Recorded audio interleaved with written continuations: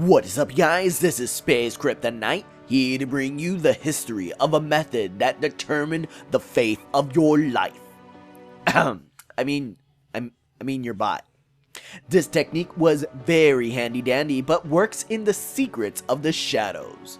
Ladies and gents, we are here to talk about the history of Triforcing. So, what was the purpose of Triforcing, and how did this technique help dominate the battlefield?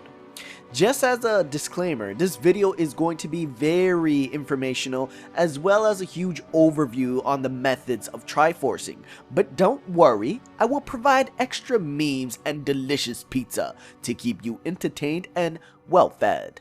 Now that we got that out of our chest, let's start off with its definition. Triforcing is a method of building that navigates the spread of damage to selected parts and or reduces the overall mass of the bot. The goal is to make sure your weapons, movement, and any crucial parts are safe from external damage surrounding those parts, giving you more time to shoot at your enemies. The builder would utilize prisms, tetras, and inners, which would make your bot lighter with the cost of slightly losing health. The health reduction was barely noticeable since the health of your bot is strongly determined on your enemy's ability to splice, focus on crucial parts, and for the old days, whether the blocks around your pilot seat was easy to destroy. Pilot seats were the sole purpose of life, and without it, your bot would eventually die. Hey. Anyways, Triforcing had ways to help direct the damage and help the pilot seat become one of the last parts to be destroyed. Its original name was known as Triforce Armor rather than just Triforcing, and as for its origin, it was the birth of Robocraft's building. It's a fundamental mechanic in Robocraft that makes Robocraft what it truly is. Players would tinker with connection points and notice that damage works differently with other connected parts. At least for its first public release, the game contained cubes, prisms, tetras, and inners as its building parts. Triforcing is heavily relied on how damage works with weapons. Certain weapons spread damage differently, but the way damage works has changed in the past. The original damage model of Robocraft was simple, and is what you currently see in today's Robocraft. Damage is dealt directly to the parts receiving damage, and any leftover damage is transferred to connected parts randomly, but respectively from its point of impact. However, the way weapons dealt damage was different. Alright, you're still with me, right? We're only 3 minutes in, okay? We're only 3 minutes. Don't worry. It's okay. Here you go. Alright, now you're right. Okay. The first generation plasmas did not deal a true area of effect. It would look for the closest part that's in the area of impact and deal damage based on how far it is from the core. Old rail cannons dealt a specific number of damage to a single part on impact and did not have a penetrating ability. Damage would only spread if the part was destroyed. Once that happens, it will move to the next part connected to it, but respectively from its point of impact. The main issues back in these days were umbrellas, for the simple fact that weapons like plasmas and rails would not be able to spread their damage fully if landing on weapons 90% of the time. Triforcing methods and the reason for Triforcing became more relevant with the release of Respawn and Overclock on April 30th, 2015. This was a major update that included tons of new features, but also incorporated 2 new variables that would effectively work against gunbrellas. These 2 variables were barrier protection and resistivity. The purpose of this was to help plasmas, Teslas, and rail cannons spread their damage within the parts they were shooting. Barrier protection affects how much plasma damage travels through connected parts, and resistivity affects how much rail and Tesla damage travels through connected parts.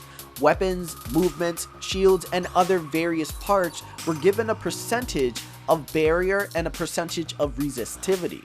This in turn helped provide more effective damage. However, with the help of the full spectrum combat update, this brought about the generation of the leg spam bots. Leg spams were bots that used the variables against each other to have weapons last for a very long time by simply placing a weapon directly on a mech leg.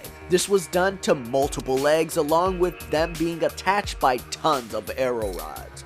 Shooting the weapons would transfer the damage to the leg, in which the leg would absorb most of the damage, allowing the weapons to last for a very long time.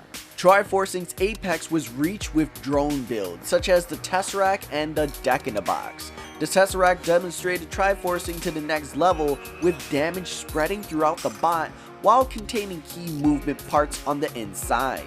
The health of these cubes were higher than the average mass per health, but still managed to keep these components alive after numerous patches. The Deck in a Box demonstrated Triforcing with damage sinks and extreme use of rod forcing. Damage sinks are crucial points that utilize other parts to sink damage. Effectively, this would keep specific parts of the bot to last longer by giving the damage route a place to sink their damage. Drones as a whole are superior to the usage of Triforcing. It requires the builder to know how to route the damage to keep crucial parts as one of the last parts to be destroyed. Triforcing was a superior method that heavily relied on barrier protection and resistivity, but also relied on weapons. With the release of new weapons that dealt tremendous damage and the tier flattening process, this made Triforcing feel very unnecessary. The time to kill for bots are a lot quicker than what they used to be in the past. This changed the perspective of Triforcing and led to the release of mass and damage changes on August 1st, 2016. This update reverted the damage model to deal direct damage by removing the barrier protection and resistivity variables for transferring damage. Weapons like the plasma, arrow flak, and missile launchers were updated to deal true area of effect. This was known as the day where some players would argue Triforcing to be completely dead. Its true final destination, at least for chassis cubes, is the party matchmaking update on December 1st, 2016. This update adjusted the health of chassis cubes to match close to their actual mass. This makes bots that use any non-cube shapes for Triforcing to become more squishy. Damage was not how it used to be. With damage being more true to where it lands, Triforcing values have decreased very drastically, but the method still holds true to routing damage. Since now you have like a general understanding of how damage routing and the way Triforcing has its use, let's go over different methods used throughout its past along with some that players still use till this very day. Basic Triforcing. Starting with its foundation, Space Triforcing helps layer your outer shell and is fundamental to understanding the concept of how damage works. Prism rolls help the body of the bot to not crumble apart randomly. Damage would spread but would stay intact because of the supporting blocks around the rolls. Prism Weaving is a more complex version of Prism rolls. Its purpose focuses on making damage spread very uniquely while keeping parts inside intact. This can also be used inside the bot, which helps keeps your mass low. Tetra weaving is commonly used on drones since it is very light, but also has very low health compared to other parts.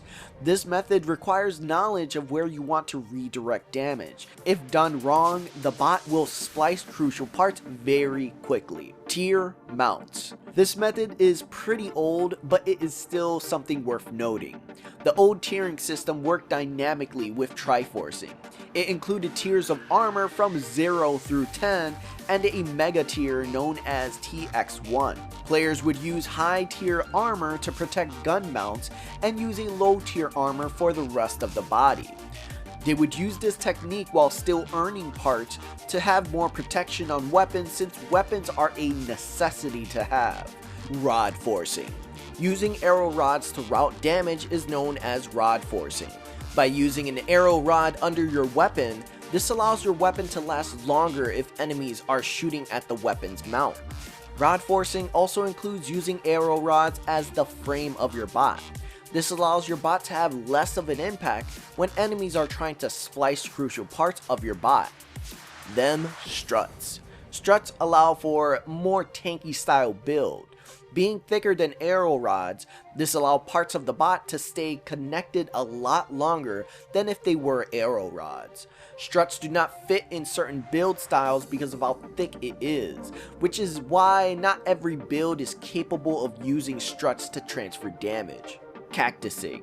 This is a method where players would use tetras over the bot's outer core to gain more health when taking damage. The tetras would sponge some damage on impact and just add more protection for the body of your bot. Cactusing is a fairly old method but is rarely used. Triforcing has helped provide a unique way for players to structure their bot designs and help pave the way to understanding how damage works. It has been used in many popular builds and continues to be a superior method. With the release of new parts and changes, Triforcing will keep evolving and hold true to navigating damage. Don't let your dreams be dreams. Memes are real.